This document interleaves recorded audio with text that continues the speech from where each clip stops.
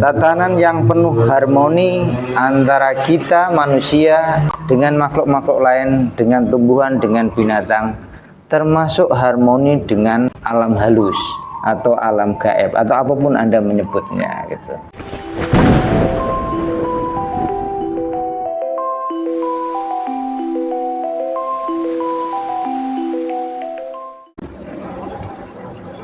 Rahayu, rahayu, rahayu.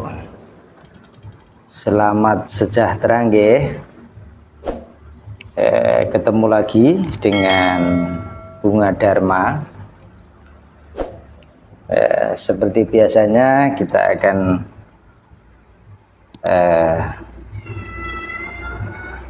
menyampaikan tentang kehidupan nggih. Semoga ini bisa menginspirasi panjenengan semua. Dan aku ingatkan juga bahwa apapun yang kutampilkan dalam channel ini, channel Bunga Dharma ini, semuanya itu saling terkait nggih, saling terkait. Nah, kali ini aku akan menampilkan sudut pandang yang berkaitan dengan Eyang Semar.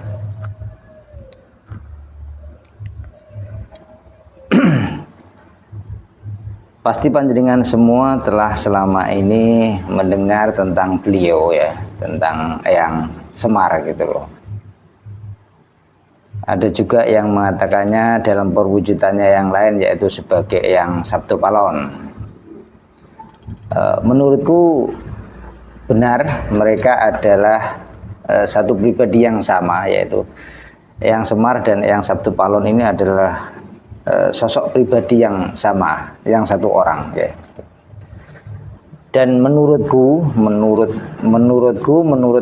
pengalaman dan pemahamanku adalah Eyang Semar ini adalah rohnya Nusantara, danyangnya Nusantara, danyangnya Jawa, rohnya Jawa. Karena apa? Karena beliau adalah tokoh yang selama ini telah menanamkan ajaran yang adiluhung, menanamkan pola hidup yang adiluhung, yang selaras dengan alam bumi Jawa Nusantara. Beliaulah yang pertama kali di dalam zaman peradaban kita yang meletakkan dasar-dasar hidup penuh keadiluhungan, penuh dengan keselarasan dan harmoni dengan alam semesta. Beliaulah yang meletakkan dasar-dasar kehidupan seperti itu.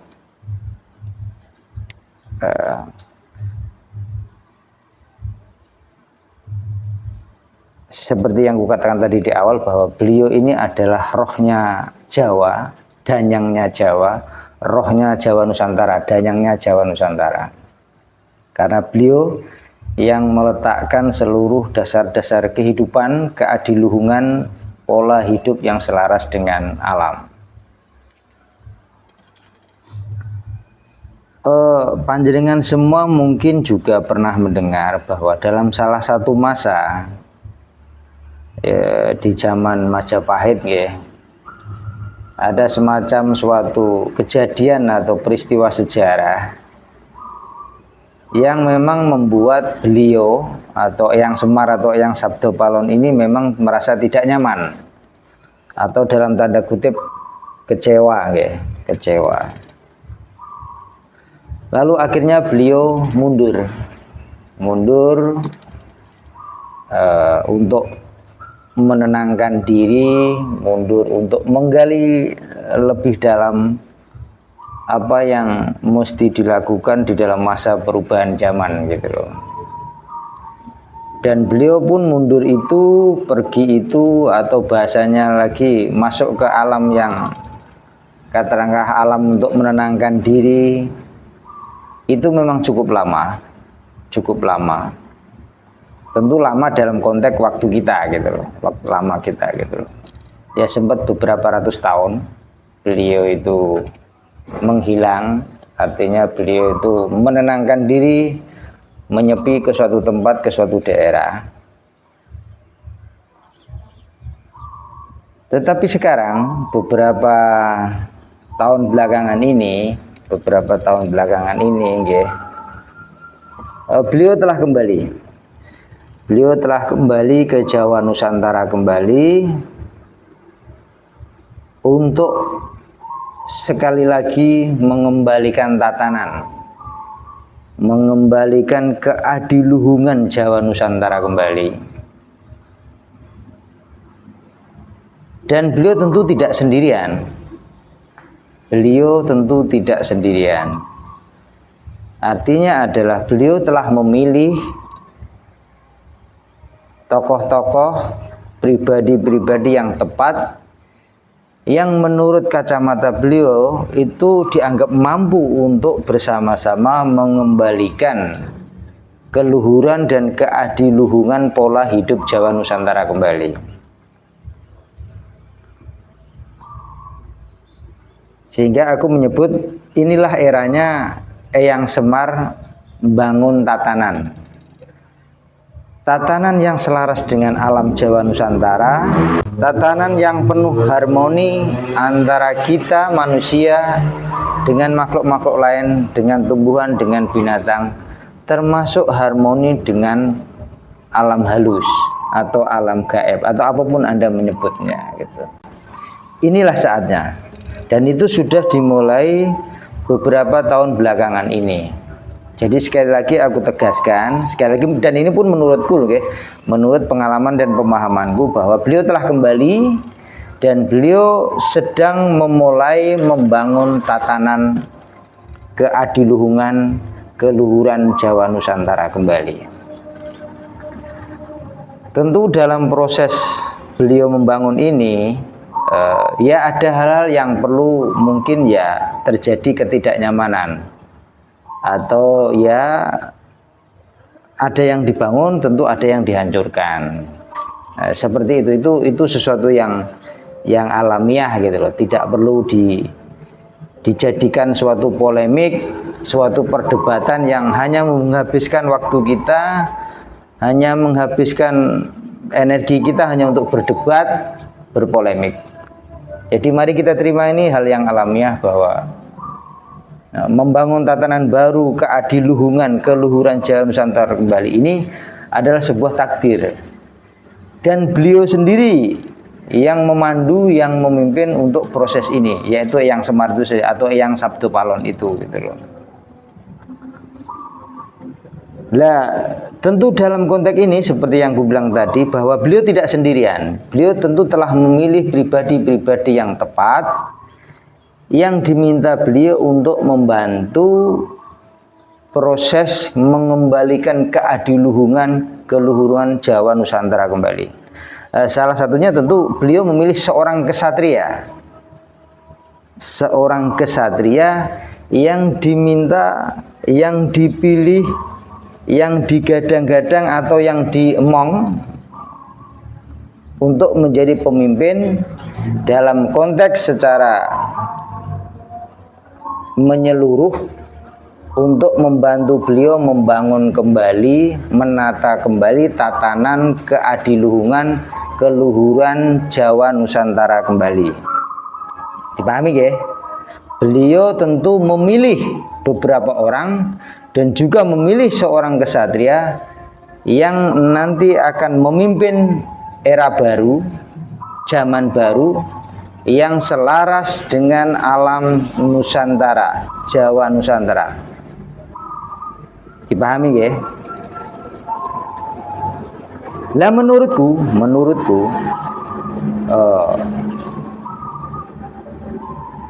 era yang selama ini diramalkan dan juga akhir-akhir ini diviralkan itu adalah yang memulai dan memimpin adalah beliau sendiri. Itu kenapa banyak pihak, banyak tokoh yang mungkin mendapatkan inspirasi dari beliau, atau mungkin bahasa lainnya mungkin mendapatkan petunjuk, mendapatkan wangsit atau apapun lah ya bahasa ini aku menyebutnya sebagai terinspirasi dari beliau gitu. Karena menurutku beliau itu, karena memang beliau ini pribadi yang telah mencapai yang sempurna, maka beliau mampu melakukan tindakan-tindakan tertentu. Jadi untuk berkomunikasi, untuk berinteraksi dengan pihak-pihak tertentu atau pribadi-pribadi tertentu, bahkan beliau tidak perlu menggunakan fisik, bisa melalui pikiran.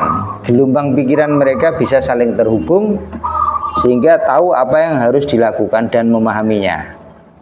Termasuk dengan kesatria ini, termasuk dengan kesatria yang dipilih itu, beliau pun mampu berkomunikasi bahkan tanpa harus bertemu. Dipahami nggih? Jadi inilah saatnya Eyang Semar, Eyang Sabdopalon kembali, dan itu sudah dimulai beberapa tahun yang lalu, untuk mengembalikan keadiluhungan, keluhuran tatanan Jawa Nusantara kembali, yaitu tatanan yang selaras dengan alam, yang penuh harmoni dengan alam, penuh harmoni antara manusia, tumbuhan, binatang, juga dengan makhluk-makhluk lain, alam lain, dan tentunya mengembalikan kembali harmoni kehidupan di bumi ini, di Jawa Nusantara ini, dengan kehidupan para dewa, para malaikat, kehidupan keilahian. Itulah yang saat ini beliau lakukan. Dan seperti yang aku bilang tadi, bahwa tentu ada pengorbanan-pengorbanan, tentu ada ketidaknyamanan yang terjadi, di mana ada pembangunan, penataan, mungkin juga ada yang hancurkan. Itu sesuatu yang alamiah, dan itu tidak perlu kita perdebatkan, karena waktu kita, energi kita nanti habis hanya untuk berdebat. Mari kita menyadari peran kita. Mari kita menyadari bahwa ini adalah panggilan tugas era kita, zaman kita. Mengembalikan kembali tatanan Jawa Nusantara yang adiluhung, yang penuh keluhuran, sehingga menjadi mercusuar dunia. Dan beliau sendirilah yang memimpin, yang menginspirasi, yang menjadi pamomong dari era ini. Beliau sendiri, yaitu Eyang Semar atau Eyang Sabdopalon.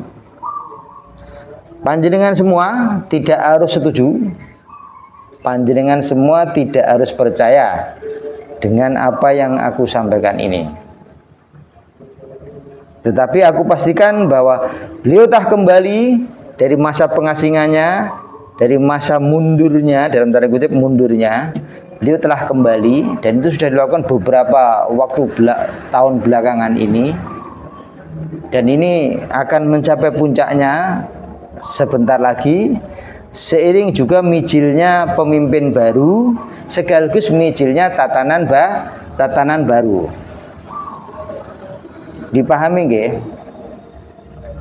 Lah, seperti yang katakan tadi, kesatria yang dipilih ini untuk memimpin kembali era keadiluhungan Jawa Nusantara. Menurutku ini adalah kesatria titisan Wisnu. Kesatria titisan Wisnu. Jadi era ini adalah kolaborasi antara Eyang Semar dengan kolaborasi dengan kesatria titisan Wisnu. Inilah eranya, inilah masanya. Panjenengan semua dapat mengamati, mempelajari semua peristiwa yang telah terjadi, dan juga simbol-simbol alam, simbol-simbol kehidupan yang selama ini viral dan ditampilkan dalam kehidupan peradaban kita. Semua itu menampilkan kolaborasi antara Eyang Semar atau Eyang Sabdopalon dengan kesatria titisan Wisnu. Dipahami nggih? Mari kita bersama-sama merasakan apa yang sebenarnya terjadi. Mari bersama-sama kita terlibat mengambil tanggung jawab ini bersama beliau, bersama kesatria. Kita semua adalah bagian daripada itu. Ini adalah panggilan tugas di zaman kita, di era kita, tujuan kelahiran kita dalam kehidupan ini. Dipahami nggih? Matur nuwun. Rahayu, rahayu, rahayu.